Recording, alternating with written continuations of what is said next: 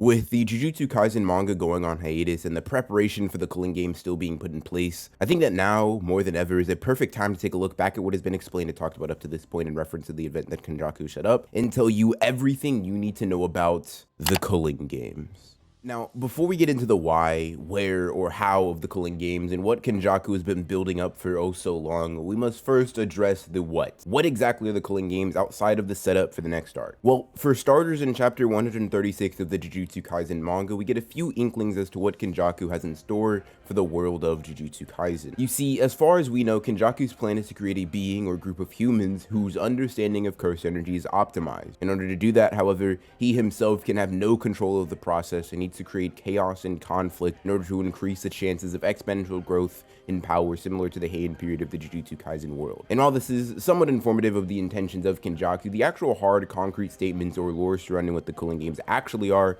doesn't come up until chapter 143, where we get an entire double-page spread giving us the rules and info in the games themselves. Now, some of these rules and regulations fall under the how rather than the what, so I'll leave those to be explained in a later segment in the video. In any case, what these pages do tell us is very important about the game. It lets us know that these games are what essentially equates to a battle royale of sorts, where players within the game are forced to kill each other within a specific barrier in order to gain points. The consequence of not killing within an allotted amount of time is death, and if you acquire 100 points, you are allowed to add a new rule within the Culling Game. Rather simple in concept when you think about it. But if you would like an analogy, or even simpler, more mainstream, current kind of analogy, let's use video game. Take any battle royale, whether that be Fortnite, Warzone, Apex Legends, or any battle royale of your choice, and place them in a game. Once every player has entered this game, they are forced to stay within a certain set of boundaries. They are also required to kill people within a certain time limit, or else they themselves will die. On top of that, after they obtain 100 points, they are allowed to add a new rule to the game until everyone else is gone, although the exact criteria of what a win in the Culling Games are is still rather unknown. Any players who enter the game arena while the game is active will immediately become a player and are forced to abide by the same rules as everyone else within the game. This is in essence the Culling Games in its most extrapolated and explained way with the information that we have as of chapter 152 of the Jujutsu Kaisen manga. Next up on the list of things about the Culling Games is going to be the where. Where exactly do the Culling Games take place? And based off the information we have now, where are the barriers located to enter the active game area? This is a relatively short question to answer, as we have it shown directly to us in the manga, as well as having an illustration of it. Master Tengen himself simply states that the barrier for the games take place in 10 colonies in Japan that are connected to each other, with the exception being Hokkaido, because in his words, it is considered a vast sacred area. Now, what this means in particular may be something that is extrapolated on later in the series.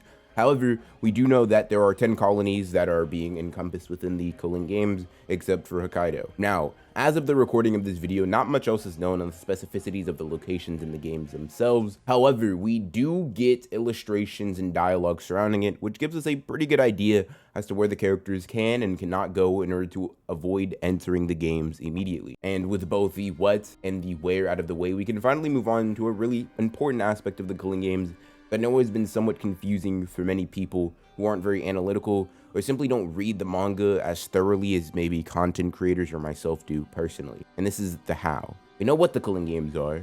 We know where they are taking place. But how exactly was Kenjaku able to put such an extreme and devastating event into play? Well, we get our first look at the how all the way back in chapter 136 of the manga, which I referenced earlier in the video and will continue to reference moving forward. It seems that Kenjaku needed Yuji to fuel Mahito's explosive growth in skill and power as a cursed spirit before being absorbed by Kenjaku, so he could use it in order to assist and turn the cogs that would put his plan into motion. He used Mahito's idol transfiguration in order to set off the traps that he'd implanted into people over his time in the world. Kenjaku describes what he did as interfering with non-sorcerer's brain in the past in order to create two types of people. One subset of people are like Yuji, and they possess the ability to become a vessel. He increased their strength as a vessel, as directly stated in the manga. And the other subset or class of people that he manipulated, he gave the capacity to use curse techniques, similar to Junpei. Now, before the usage of idol transfiguration, many of his targets were dormant, or asleep, but he lets us know that soon they will awaken and be ready to push his plan forward. This was done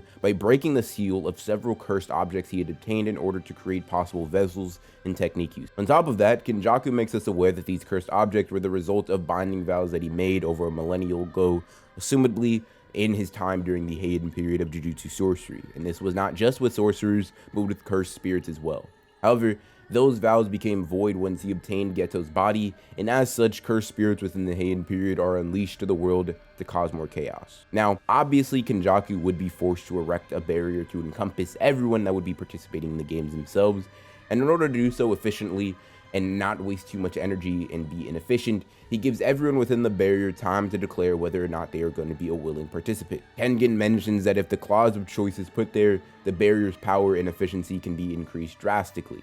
And with the final piece of the puzzle being put in place with his pawns running around within the games, we can move on to the final and arguably most important question surrounding the Culling Games. Why? At this point in the video, we finally have the what, the where, and the how. And the final piece in order to conclude this explanation of the Culling Games in their entirety is answering why. Why is Kenjaku doing this? What is his endgame, and what exactly does he hope to accomplish by employing the Culling Games in such a manner? Well, as you would expect from a villain of Kenjaku's narrative and thematic importance in the series, there is some sense of ambiguity behind his motivations and what lead him to having this current mindset. However, through a combination of inverse explanations, discussions, along with just a touch of my own personal speculation, I think that there are a few interesting conclusions that can be drawn in order to figure out the underlying purpose and point of employing the Culling Games in such a manner. Once again, circling back to one of the most important chapters in discussing and kind of explaining the Culling Games, chapter 136, we see that in Kenjaku's conversation with Yuki, we get some of his personal insight on what he hopes to do with the games. In stark contrast to Yuki, who wants to break away from cursed energy altogether, akin to characters like Maki or Toji Zenin, we see that Kenjaku is much more in favor of the optimization of cursed energy itself. We see that he is not some peace-loving character or someone who strives for a world without cursed spirits,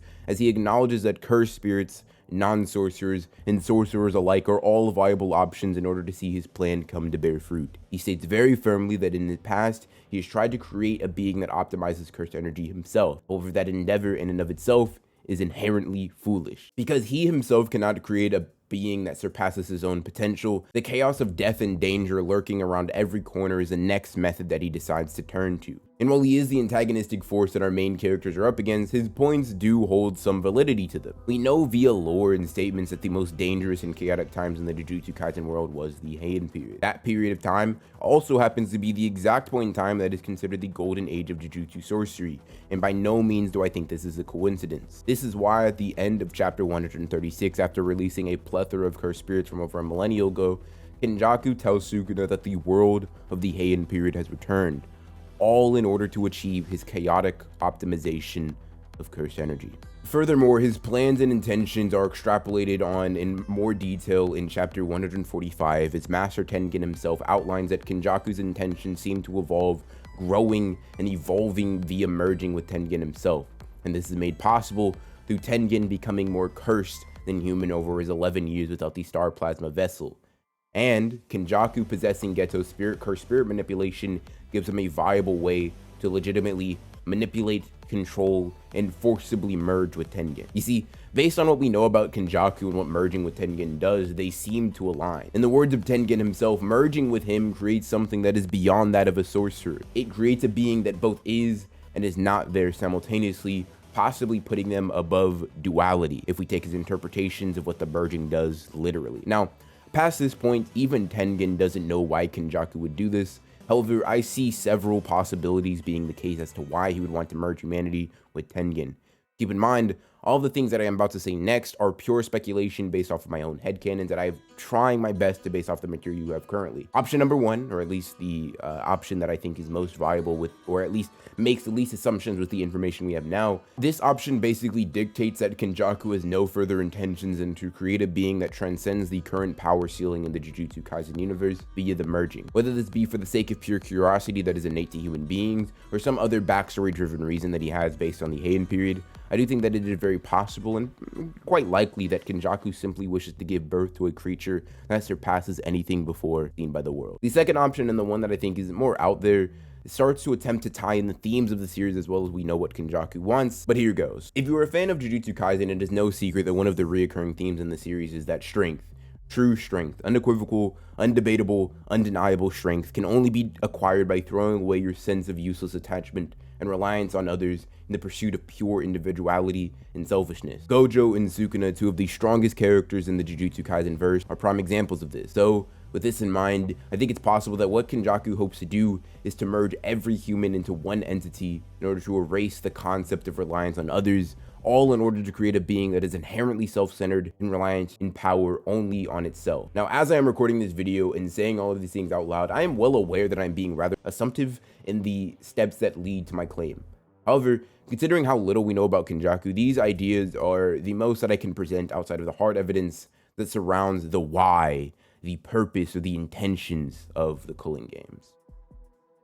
But in any case, that was everything you need to know about the Culling Games up to chapter 152 of the manga.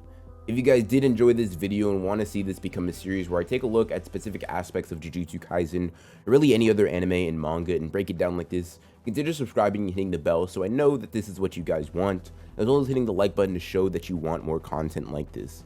Links to similar videos will be down in the description below and end screen for you guys to enjoy at your own leisure. And before I close out, make sure to comment other videos or topics you'd want to see, because this video in particular was inspired by someone just commenting that they didn't understand the Culling Games.